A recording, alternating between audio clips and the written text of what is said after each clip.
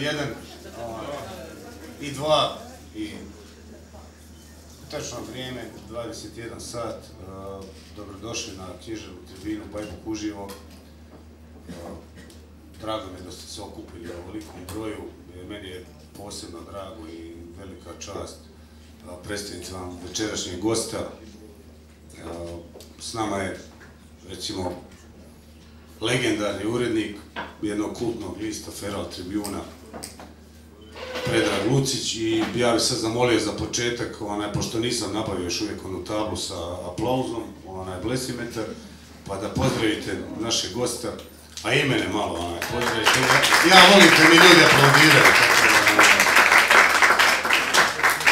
Obožavam ovaj osjećaj. Još ću vam, naučit ću da skandirate moje ime i prezime. Ali to s vremenom. Predrag, dobrodošao i evo, ja prepuštam, slijedi večer koji ćete prisustvovati, ćemo ovako neformalno nazvati uskršnja poslanica Fra Duje Lucića. Tako da, molim vas. Hvala, brate Marko, hvala vam svima. Dobro večer. Drago mi je, prvi put čitam u Mostaru. I ispalo je da je to prvo moje čitanje nakon što je moja domovina postala članica NATO pakta. Sve se promijenilo od prije nekoliko dana, pa zato ćemo krenuti sa najnovijom pjesmom koja se zove Prvi put s NATO-om na jutrenje. Jutro je svanulo svježe, rosulja tratinu pokri, bodyguard iz kućne veže skoknuo u grmda mokri. Drozdovi borbene poju, krtica umiva oči, klizi sve kao po loju, bodyguard toči ili toči. Budi se priroda snena, pravda se ispunja viša, došla su nova vremena, bodyguard slobodno piša. Grlica s grma pokisla, prhnula, zatresla lisje, hrvatski barjak sred brisla, bodyguard maneken pisje. Tičice hrle u kavez, slobode nema da nema, ušli smo u NATO savez, bodyguard alatku sprema.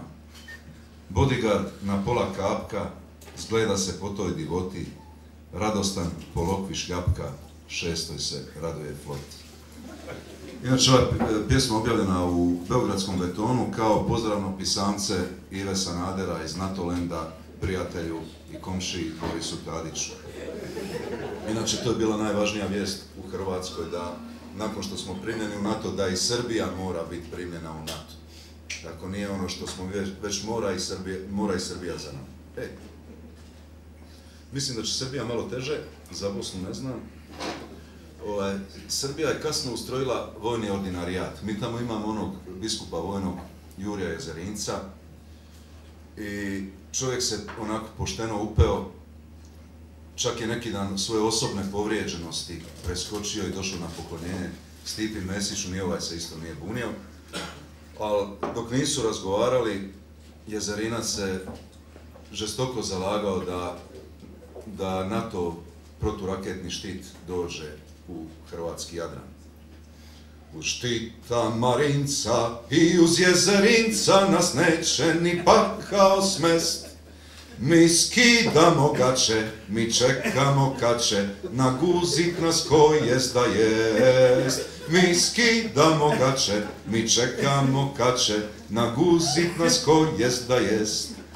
Rod vojnički mi smo, na svome svoji smo, rakete dok praše nam guz.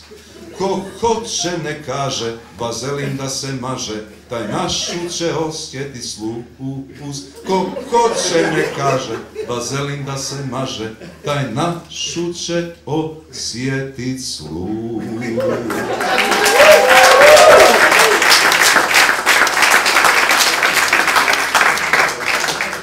Evo ima jedna stara pjesma za koju sam mislio da nikad je neću čitati javno, iz 2000. godine. Intendante Jelavić, veliki krumpirator. Na spomen vojnog magacina čovjeku svakom krene slina, koliko džema margarina, koliko Mardešić sardina. Brda krumpira, vijenci luka, svakoj slanini svoja kuka, metri kobasa, vreće graha, crijeva se vjetre, nema straha. Konzerve pune boranije i sredstvo protiv onanije, čaj od šipka, bočice broma i začince od centroproma. Kartoni jaja, oštro brašno, glukoza, dvopek, sve izdašno, tirolska sir, narezak mesni, blagdan za nepce, jezik desni, frižider pun oslića sante, krmeće masti pune kante, tu ćeš naći intendante, čiji je šef Jelavićan. Kad zadom zovne domovina, Ante je usred magacina, za Karneksovo škembe u saftu, on preko stolca šalje naftu. Za Kragujevke i tromblone, on daje kraševe bombone, za haubice i gevere, na pale šalje bajadere. Jefta sa pala, piše Anti, živjela braća intendanti. Ante iz Gruda vraća svojski, živjelo bratstvo dviju vojski. Kad eto vraže, nestade rata, na užas Srba i Hrvata, magacin vojni, šuplja priča, nalik na diskonti Sovića.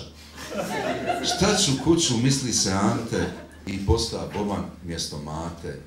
Drži slovo, štampa plakate, postavlja dvojbu pred Hrvate. Opredjeljenje ili istrebljenje, od tog mu zavisi uhljebljenje. Jer ne budemo li samosvojni, vraća se on u magacin vojni. Tamo će umjesto entitete dijeliti gulaše i paštete, mjesto što ljude drži u strahu, držat će perad, mlijeko u prahu.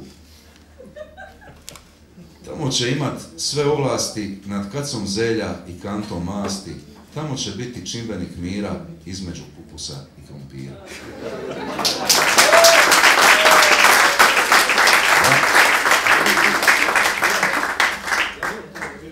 Jel dosta, Ante? Hoćemo se vratiti na to pak. Ako vas to ne mrzi, ko nesvrstane? Samo da te pitam nešto, ali ozbiljno, kao sad snima se razgovor, pa zato ja moram nešto reći na mikrofon. Da, neka ugasi kameru. Jesi ti komunista, ljudi? Šta ti misliš? Nije bitno šta ja mislim, bitno ono šta ti kažeš. A? Izjasni se. Opredeljenje ili istrebljenje? Ja priznajem samo sud svoje partije u kojoj se nikad nisam učlanio.